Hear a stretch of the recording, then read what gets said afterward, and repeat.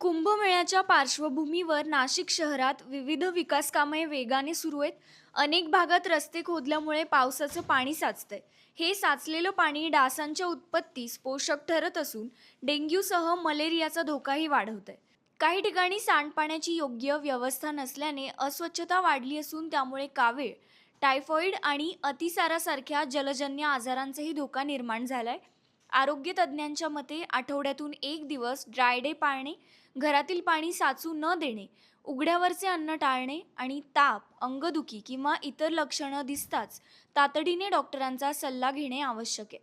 वेळेवर उपचार आणि स्वच्छतेची सवय हेच साथीच्या आजारांपासून बचावाचे प्रभावी उपाय असल्याचं डॉक्टरांनी सांगितले.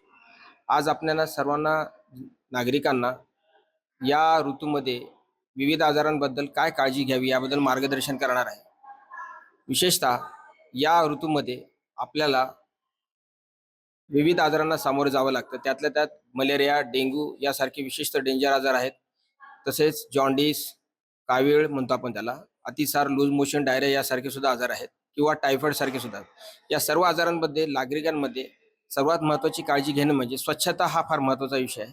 सर्वात महत्त्वाचे म्हणजे घरातील सर्व साठलेल्या पाण्याचे जे साठे आहेत ते वेळोवेळी पाहणी करणे आणि नष्ट करणे. उदाहरणार्थ कोणाच्या घरावर टेरेसवर टायर असतात, नारळाच्या करवंड्या असतात किंवा कुंड्या असतात, कूलर असतात, त्याच्यात पाणी साठलेलं असतं. हे पाणी नेहमी वेळोवेळी नियमित बदलत चालावे.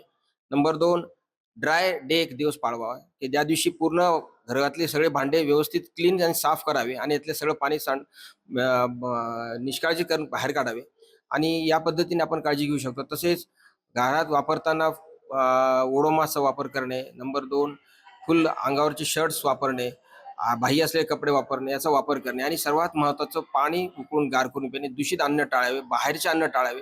यामुळे आपण विविध आजारांना कंट्रोल करू शकतो. नाशिककरांनी स्वच्छता, सतर्कता आणि वेळेवर उपचार या त्रिसूत्रीचा अवलंब केल्यास साथीच्या आजारांचा धोका मोठ्या प्रमाणात कमी होऊ शकतो. अब्रार पीरजादा, आपलं नाशिक.